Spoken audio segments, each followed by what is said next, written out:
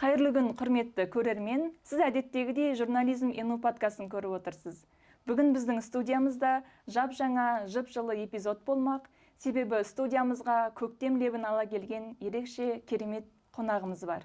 Кино және театр актрисасы, Қазақстанның еңбек сіңірген қайраткері, құрмет, парасат, барыс ордендерінің иегері, профессор және ең бастысы ұстаз Лейло Бекназар. Лейло ханым, студиямызға қош келдіңіз. Қош көрдік. Көктемдегі қарбалас тіршіліктің арасында уақыт тауып келгеніңіз үшін көп рахмет. Сіздерге де рахмет шақырғандарыңызға. Бисмилля деп бастайық.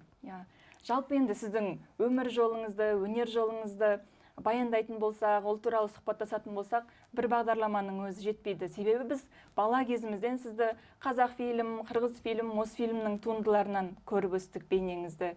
Одан кейін студенттік шағымызда Алматыда өнердің қара шаңырағы саналатын Әуезов театрынан көріп өстік. Ал енді қазіргі кейінгі жастар сізді Келінжан сериалындағы сондай бір жылы рөліңіз арқылы таниды, сол арқылы көрерменнің жүрегіне ерекше жол таптыңыз. Бүгін енді актрисалық жолыңыздан бөлек ұстаздық жолыңызға көбірек тоқталғымыз келеді. Біз де бір білім беру ордасында жұмыс істеп отырмыз. Енудың студиясына қонаққа келіп отырсыз. Жалпы өзіңізде өнер майталмандарының көбінен білім алған, шәкірті болған, тіпті бірге жұмыс деген мамансыз ғой. Сізді тіпті ақылды тентек деп атаған екен, Бекен Рейнова апайымыз. Жалпы жастардың, студенттердің тентек болуын ақылға салу үшін ұстазға тәжірибе керек пе, тәртіп керек пе, мінез керек пе? Бізде театрда негізі мен айтқан жоқпын, оны ұлы біздің ұстазымыз, театр өнерінің ұстазы Константин Сергеевич Станиславский айтқан, өні театрда міндетті түрде армиядағы дисциплина керек деп. Сондықтан да театрда шынымен де әскердегі дисциплина міндетті түрде керек.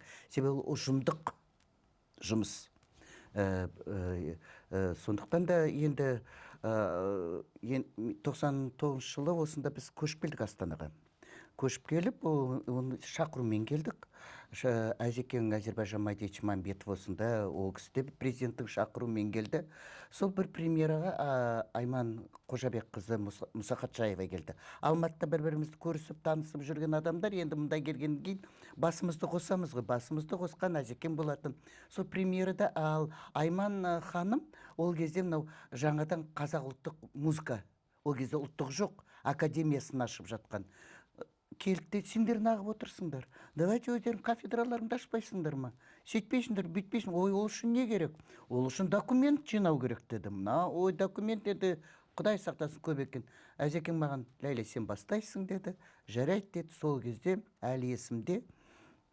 Енді өзіміз ол кезде Жүргенов институтымен күнде хабарласып тұрдық, қандай документ керек. Хабар беймәлім, хабарсыз ғой, түсінбейміз де оны неден бастау керек екен. Содан грант алу керек болды. Грантты қайдан аламыз? Сол кезде Иманғали Нұрғалиевич Тасмағамбетовке бардық біз. Өзіміз бардық та, мені ашайық деп жатырмыз, өнер ордасы. Себебі маған қатты ұнайтын сол кезде музыка әлемінде жүрген қыздар, жігіттер қатты боранда домбыраларын, скрипкаларын, виолончелерін сүйретіп алып кетіп бара жатқан. Сонда мен сол кезде де ойлайтын, қазір де ойлаймын.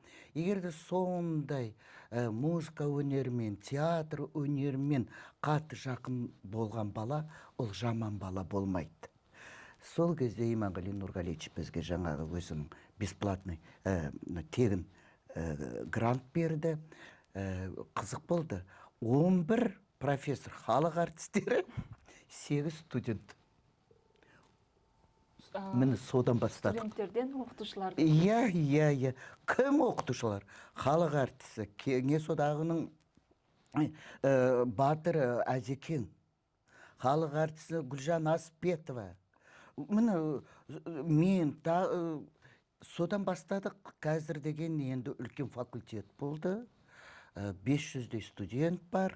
Біз 25 жыл болды ашылғанымызға.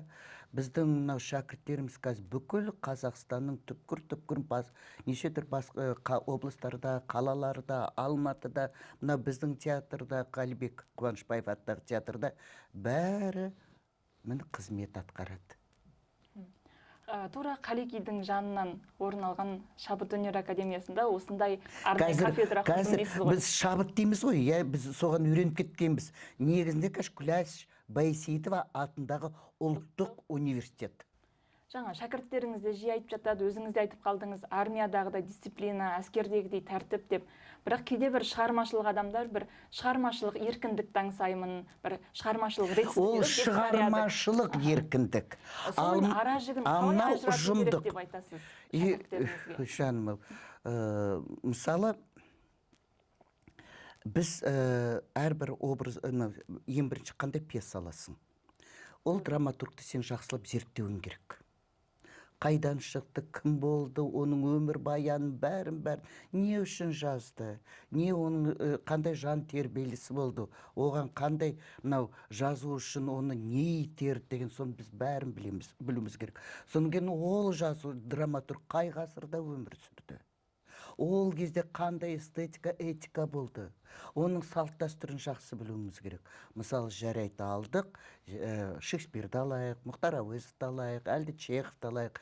Сон Чеховтың, Мұхтар Әуезовтың, Шекспирдің кім екенін біліп алғаннан кейін, енді сол драматургияға кірісеміз.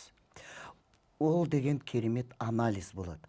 Сен, менің студенттерімде мынандай менде сабақ бар 2-ші курста.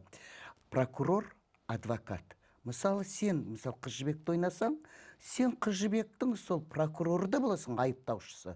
Және оны қорғаушысы, яғни адвокаты да болу керек. Мысалы, көрерменге түсінікті болу керек. Неге Бекежан, мен енді қазір мысал ретінде айтып, неге Бекежан Төлегенді өлтірді, мысалы, садағаты, бұл енді аңыз ғой негізі. Соға қалғын жағымсыз да, жағымды жағын көп білу керек. Ол кінәлі ме ғашық болғанына? Ол батыр. Енді психологически неше түр моменттер болады. Міне соның бәрін біз зерттейміз. Анау скелет болады. Соң скелетке ақырындап жүрегін соқтырамыз, бауырлар жұмыс істейді, бүйректер кетеді, тамырларынан қан жібереміз, бәрі дайын болғаннан кейін, негізі әртіс үшін, студент үшін, біз үшін, репетиция ең маңызды процесс. Біз шын айтса, әртістен көбісі осы процесс үшін жұмыс істегіміз келеді. Себебі біз өзіміз үшін де неше түр жаңалықтарды ашамыз. Сен оны түрі диссертация қорғағандай ғой. Сен деген кім ол? Мысалы, жарайды, Джульеттаны алайық. Ол, былай қарасаң, Шекспир өзі ағылшын. Ромео и Джульетта кімдер? Итальяндықтар. Веронада болған дүние. Неге Шекспир ағылшын бола тұра итальяндықтарды жазады? Былай қарасаң, да? Енші итальяндық дегенге олардың мінез құлқы болу керек қой. Салт дәстүрі мүлде басқа, ағылшындар олар салтындан да адамдар ғой. Ал соның бәрін зерттейміз, сол ғасырды зерттейміз. Оның жүрісін, оның қалай сөйлейтінін, оның сен мүлде сол образға сонымен бізден бақылау деген, наблюдение деген болады. Соның бәрін сен болмайсың, сен бүкіл интуитивен бәрін өзің басыңнан осы жан дүниеңнен өткізуің керек. Ал ол үшін бізде көптеген жаттығулар болады. Мысалы, егерде енді сондай қатты образға беріп кетсең, ол дұрыс емес, ол да өтірік, онда жындыханаға бар. Біз кәсіби әртіс болуымыз керек. Қазір енді динамика өте жоғары. Бір әртіс бір моментте, бір сәтте бірнеше жобада жұмыс істеуі мүмкін. Театрда бір рөлі болуы мүмкін, кинода бір рөлі, тағы басқа жерде, тағы басқа қоғамдық статуста жүреді деген сияқты. Жаңағы сол сіз айтқан рөлдерге еніп кіріп соны зерттейді ғой, соны қалай қосып өшіріп отырады, мен соған таңғаламын. Өйткені кинода жұмыс істеген кезде де бірнеше параллельді проекттер жүріп жатады оларда. Осындай қабілетті енді жаным алтын, ол деген адамға да байланысты. адамға да байланысты. Мысалы, егер мен өз басымды алайын. Енді қазір жастар көбінесе ақша табу болып кетті ғой. Қалай өмір сүреміз, анаяққа да басын сұғады, сосын көрерменге белгілі болғысы келеді. Ол да бар мысалы. Ал негізі мен таңдаймын. Мен ескі мектеппен жүрген адаммын. Қазіргі жастар мүлде басқа жастар. Енді ренжімеңдер, көп ізденбейтін, көп оқымайтын, көп ойланбайтын жастар театр өнерінде де көбейіп кетті. Әйтеуір кейбіреулер келеді бізге, театр деген, ой, мен камераның алдында шығамын, ойнаймын да кетемін, әдемі көйлек киемін, кірпік жалғастырамын, шашым прическа жасаймын деп. Ол мүлде өте қате. Мынау Паганини айтқан ғой, ер адамның бойында 1% талант болса, 99-ы тек еңбекпен келеді. Біздің театр өнері де тек еңбекпен бәрі келеді. Күндіз түн ізденесің. Басыңды тасқа да соғасың, тауға да образ жасау үшін. Ол оңай дүние емес. Тура хирург операция жасайды ғой. Тура сондай жаным. Ең басы көрермен қошеметі тағы да. Біз көрермен үшін қызмет етеміз. Соны біз ұмытпауымыз керек. Біз көрермен үшін қызмет етеміз. Ал эгоист болатын болса, қазір көп жастар бар. Өздерінше, ой, театр деген ол қызмет етпеу керек. Онда бар, жоғал, кет. Случайно адамсың сен онда. Біз көрермен үшін қызмет етуіміз керек.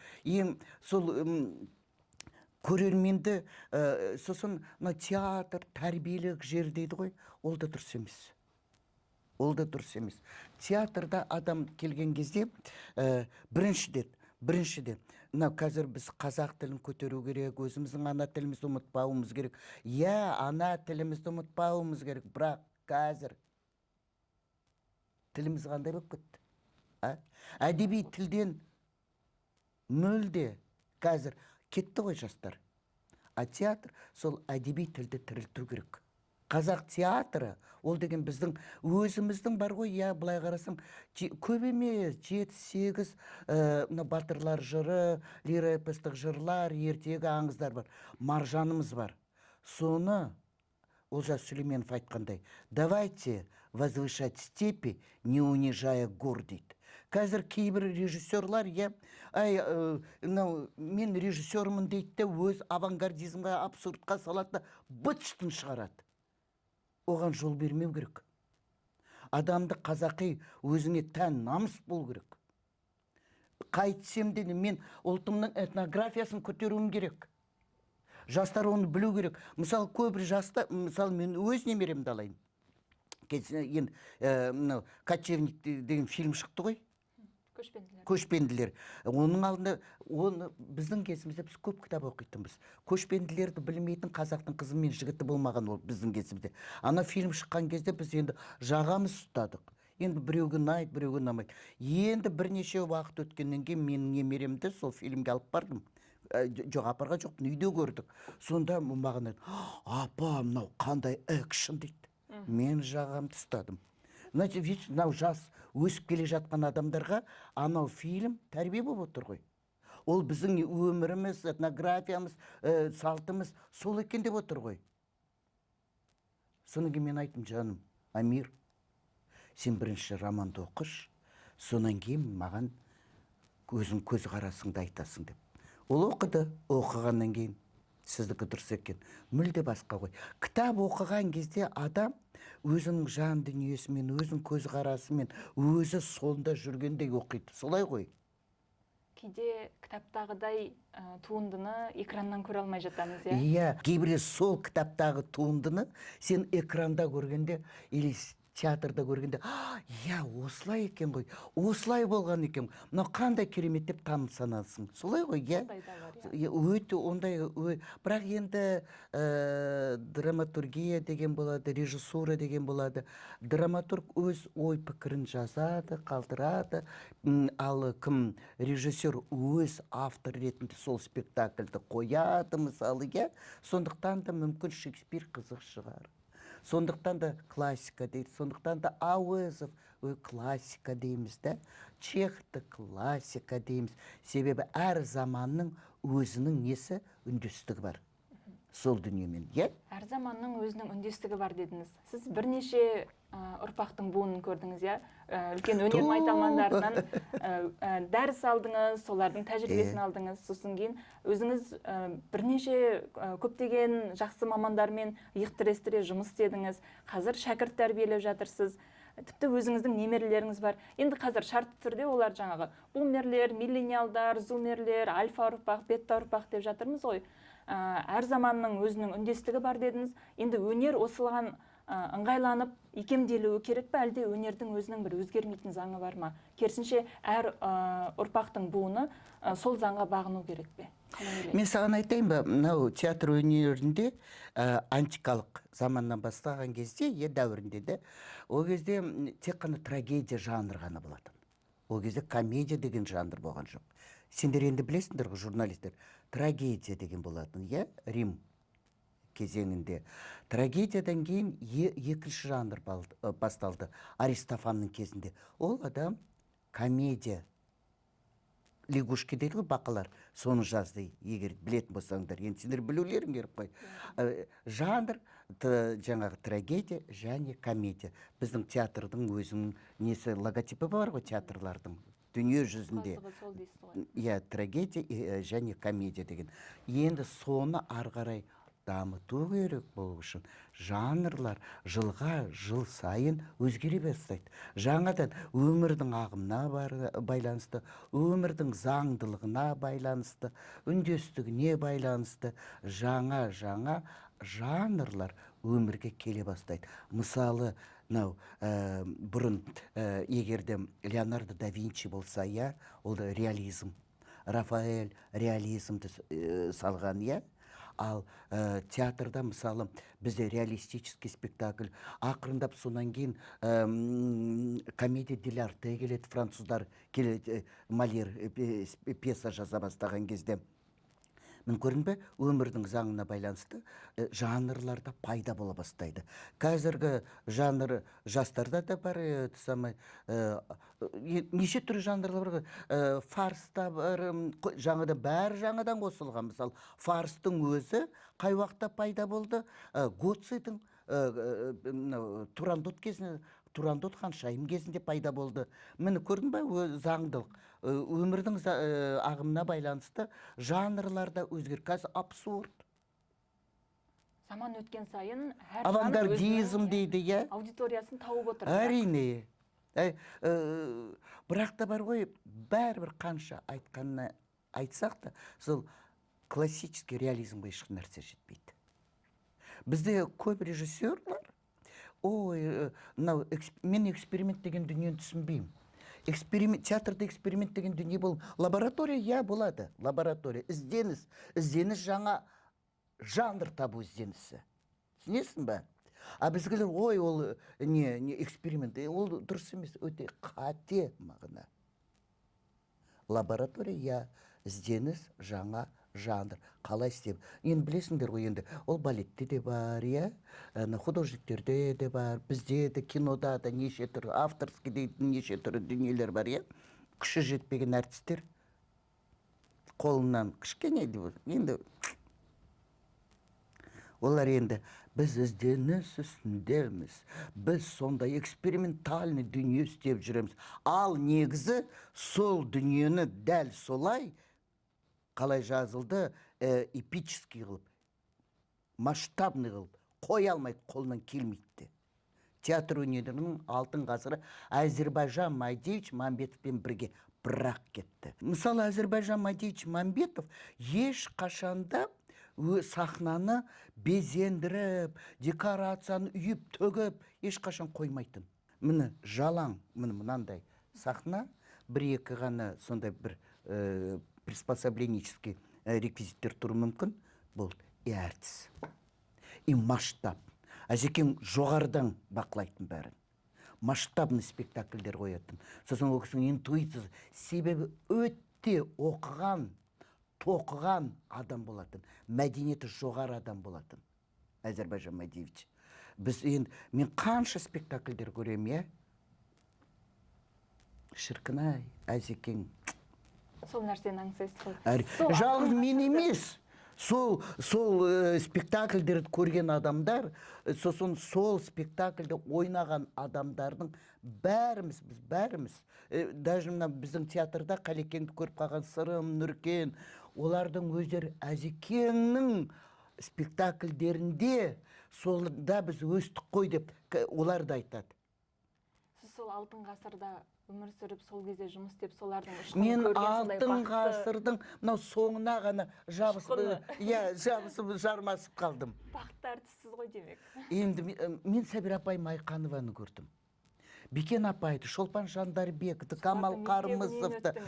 Құдайым-ау, ол кісілер біз анау Әуезов театры Абай проспектісі бар ғой, сонда орналасқан ғой.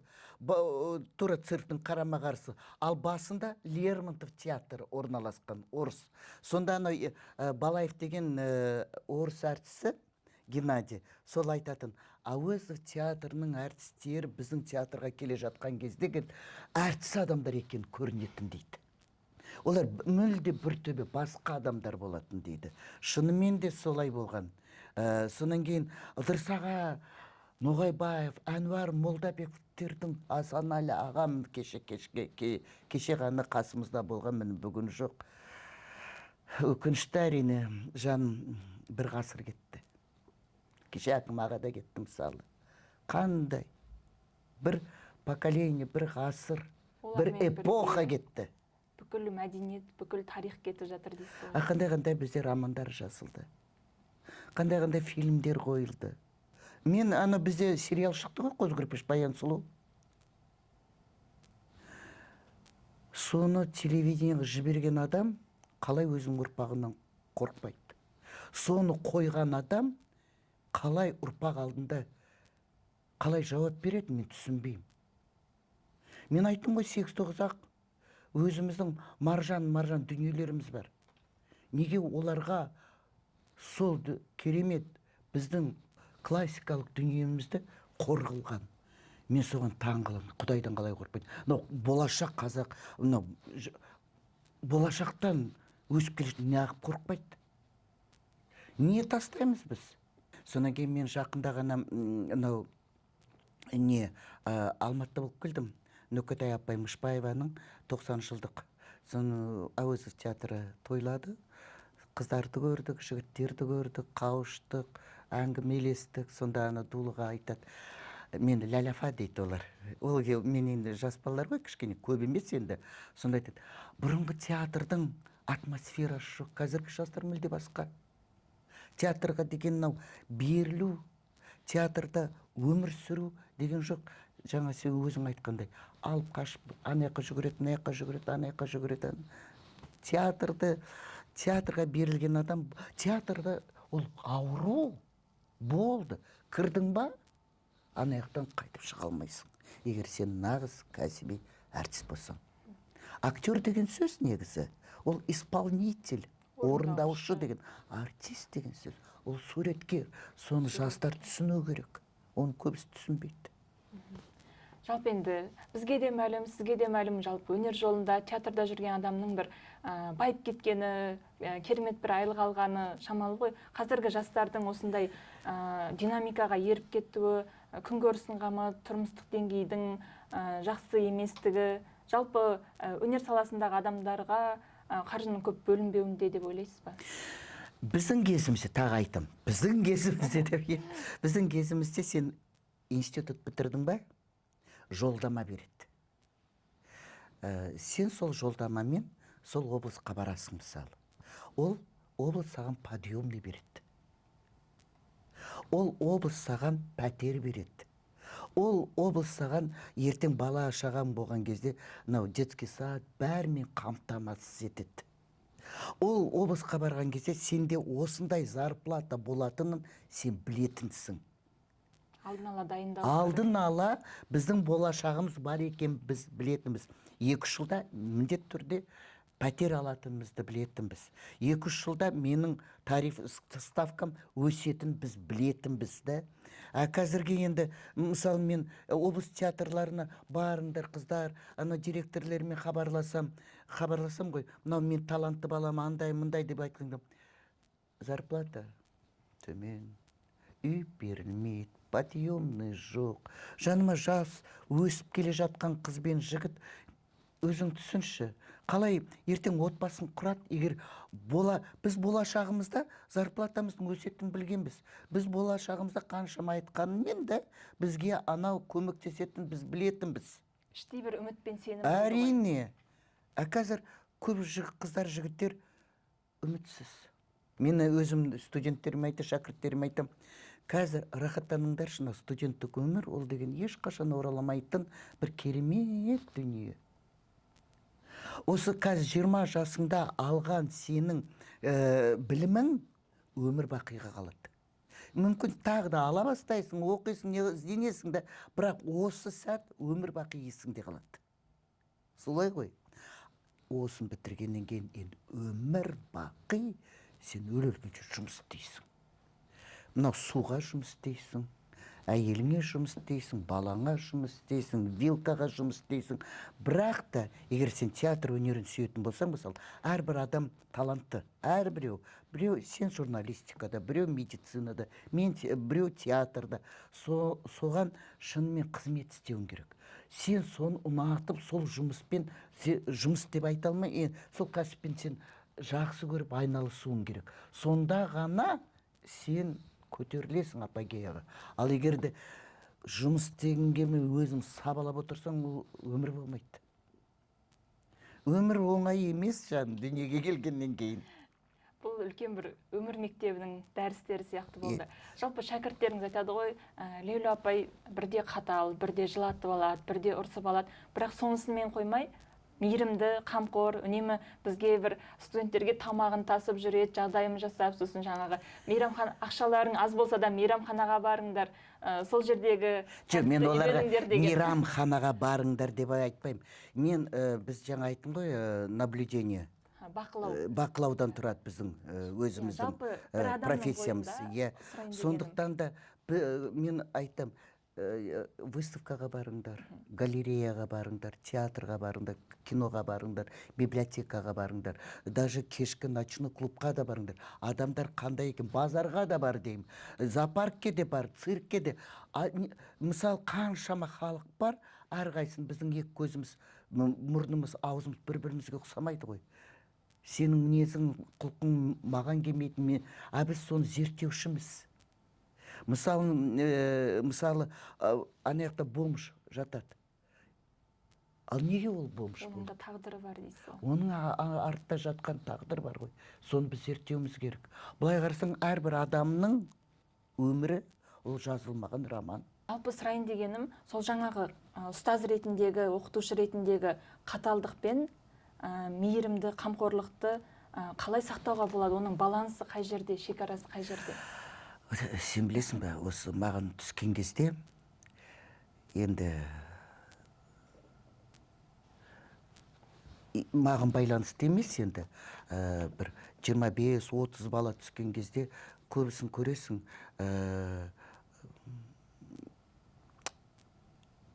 случайный дейді ғой, көп адам солай түседі.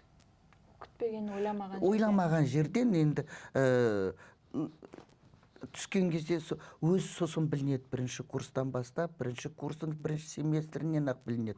Сүзгіден өтеді дейсіз ғой. Сүзгіден өтеді. Сонда мен сол қызға, балаға сразу айттым: жаным алтын, сен уақытын бостан босқа өткізбе. Мен бірден көрем. Бұл бала болатын бала ма, болмайтын бала ма? Кімді мен дайындауым? Көз арқылы сканерлейсіз ғой. Сканерлеп. Сосын сен бостан босқа уақытыңды өткізбе. Мүмкін сен керемет журналист, мүмкін театралист, мүмкін театр критик болатын шығарсың. Уақытыңды өткіз. Мен көп балаларды солай қайтардым. Солар маған рахметтерін айтады. Жаңа біз анау әртістердің, жас әртістердің, қазіргі әртістердің қызмет істеп жүрген зарплатасын айтып жатырмыз ғой, еңбек ақыларын. Біздің Болат Атабаев деген режиссер болған. Бірге жұмыс істегенбіз. Керемет адам болатын, керемет режиссер. Көп оқыған, тоқыған адам болатын. Сонымен де жұмыс істедік қой. Сонда Болат айтатын ылғи: осы әртіске атақ немене керек?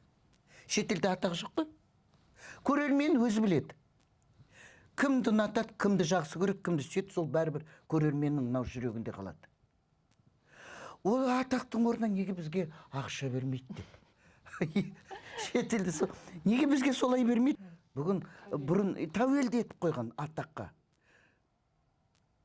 Вот бұрын деген Қазақстанның еңбек сіңірген әртісі, сонан кейін Қазақстанның халық әртісі, сонан кейін сыр халық әртісі. Ойбай, мені бұлай кететін. Сонда өмір бақи соған тыраштанып жұмыс істеп, оны көремен білемі, білмеймі, әйтеуір шаруасы жоқ, әйтеуір алу керек. Мен сол неме керек?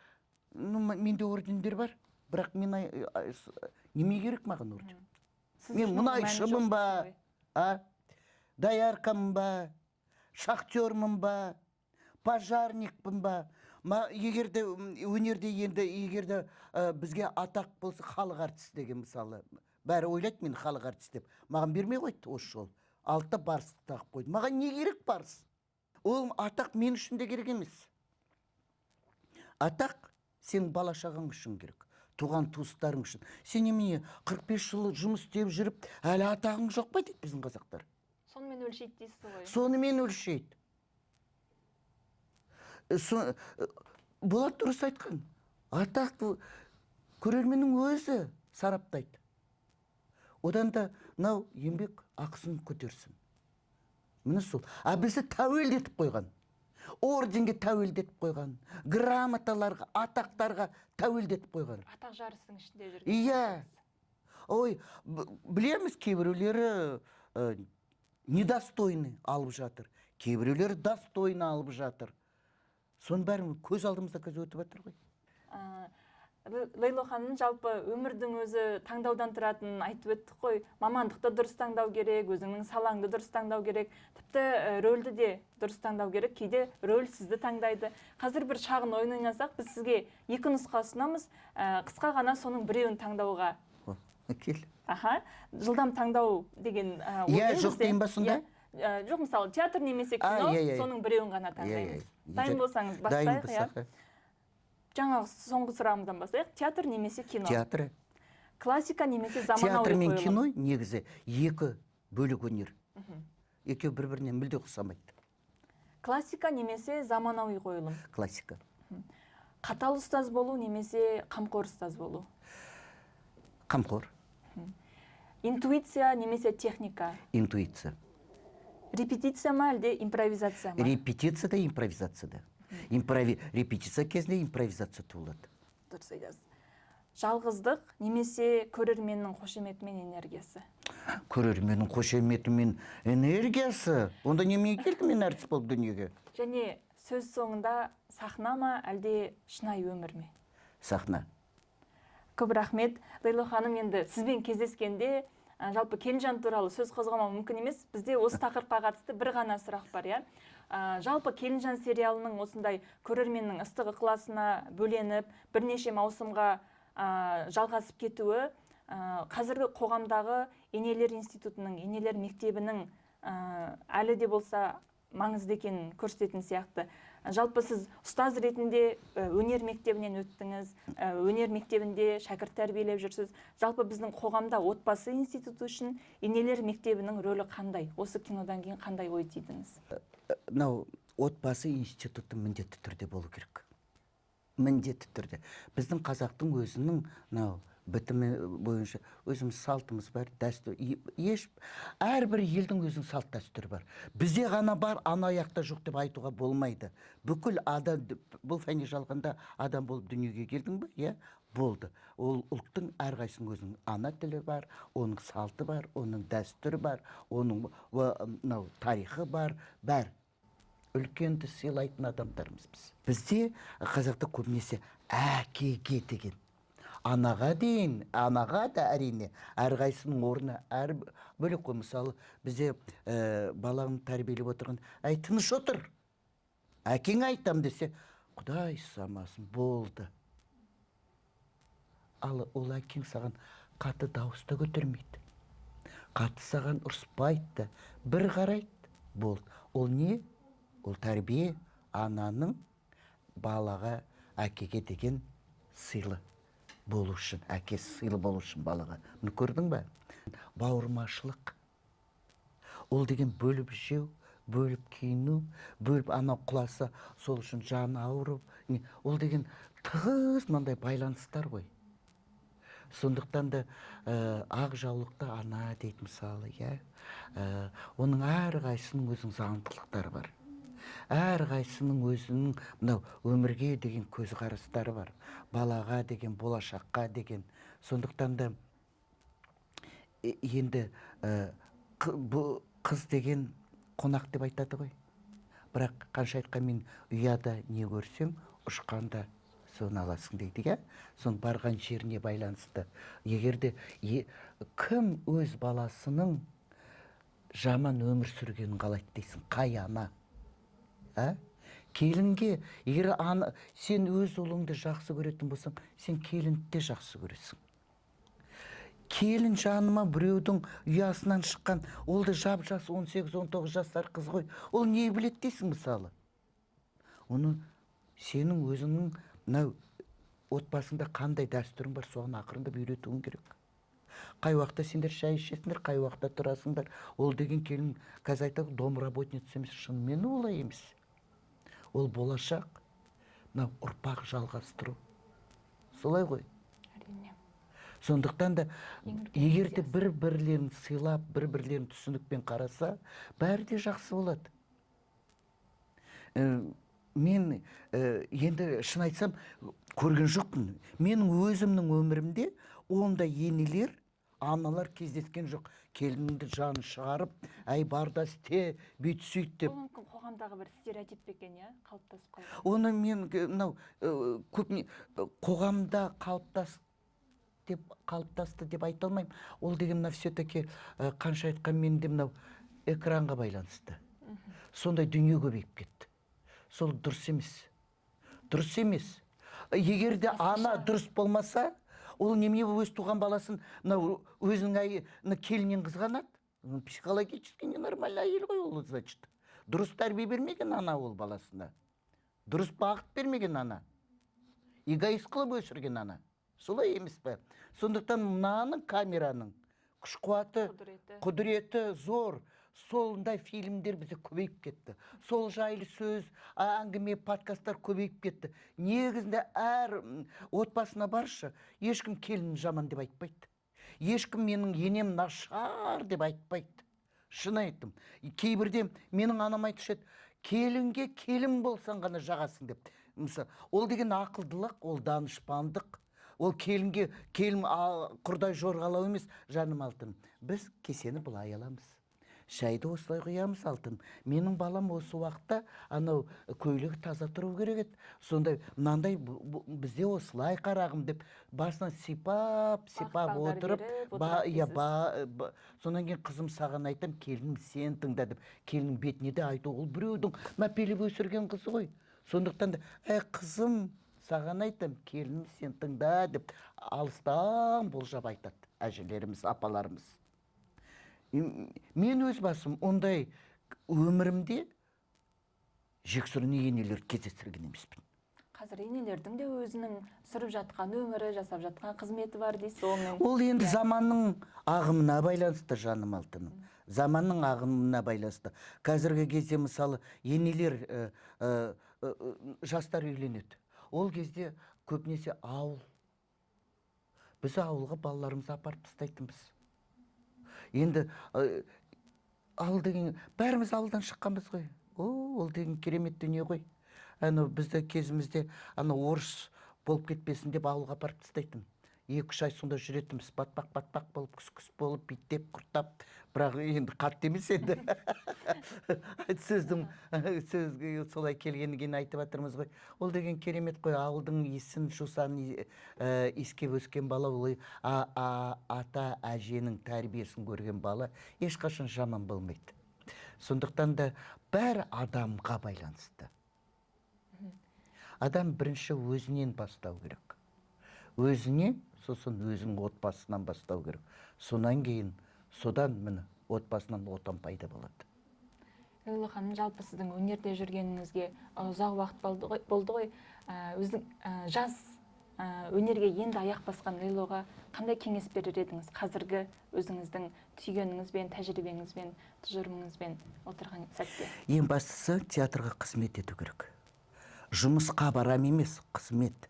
Көрерменнің алдында қызмет ету керек. Және сені өзіңнің таңдаған профессияңды жақсы көруің керек. Анау Клеопатраның сөзі бар ғой. Я замужем за Египет дейді. Түсінесің бе? Елге қызмет миссиясы дейсіз ғой. Ерге дейді ғой. Я замужем деп айтады ғой. Сондықтан да театр ол деген, егер де сен шын театрды сүйетін болсаң, шын соған берілген болсаң, одан артық бақыт жоқ, жаным. Әрбір адам, тағы да айтам, егер бойыңда бір талант болса, пайыз, қалған бәрі тек еңбекпен келеді. Адам өмір бақи еңбектен келе жатыр ғой. Бірақ сол еңбектің өзін сен рахаттанып, соған наслаждение алып, еңбек істеуің керек. Менің ұстазым Дамиш Рахманқұл Нарымғазиева профессор Қазмәскеуде, ол кісі.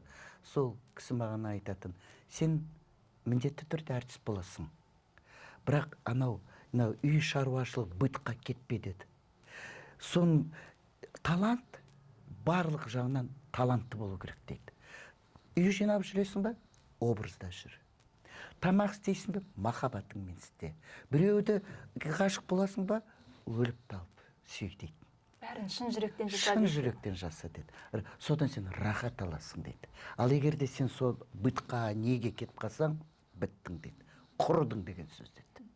Лейло ханым, көп рахмет. Жалпы өнер мектебі, өмір мектебі туралы жақсы әңгіме өрбіттік. Жаңа эпизодтың басында да айттым ғой, сіздің өнер жолыңызды, өмір жолыңызды жалпы бір эпизодқа сыйғызу мүмкін емес. Бірақ бүгінгі эпизодтың өзі тек өнер саласындағы адамдар үшін ғана емес, кез келген қазақ жасы үшін, кез келген студент үшін пайдалы болды деген үміттеміз. Тағы да көп рахмет студиямызға келгеніңізге. Енді сөз соңында. Ал мен қыздар, жігіттер, шақырғандарыңа рахмет. Мен сендерге сәттілік тілеймін. Ақ жол болсын. Ең бастысы жұлдыздарың жоғары болсын, әумин. Әумин. Лейло Бекназардан бата алдық деп жүретін студенттеріміз болды. Сөз соңында Лейло ханым, биыл біздің Евразия ұлттық университетінің құрылғанына 30 жыл соған бір ауыз тілегіңіз болса, сол жылы лебізіңізбен бүгінгі эпизодымызды аяқтасақ. Келе жатқан мерейлі тойларыңыз құтты болсын. Бұл деген қандай бақыт, студенттік өмір деген. Мынау біздің ұлттық Гумилев атындағы университет бар болған 30 жыл, қаншама маман шығарып жатыр. Сендерге балалар және осында профессорларға, мұғалімдерге айтатын, күш қуат берсін сіздерге, денсаулық берсін. Ең бастысы болашақ. Біз болашаққа қызмет істеуіміз керек. Ал болашағымыз біздің тарихымызды жалғастыру керек. Біз сол үшін ғана қызмет істейміз. Халық үшін, біздің ұлтымыз үшін. Болды. Студиямызға келгеніңізге көп рахмет. Сізге де шығармашылық табыс және көп талантты студенттер тілейміз. Әмин. Рахмет. Құрметті көрермен, журнализм ену подкастының кезекті эпизоды соңына жетті. Сіздерге де шығармашылық табыс тілейміз.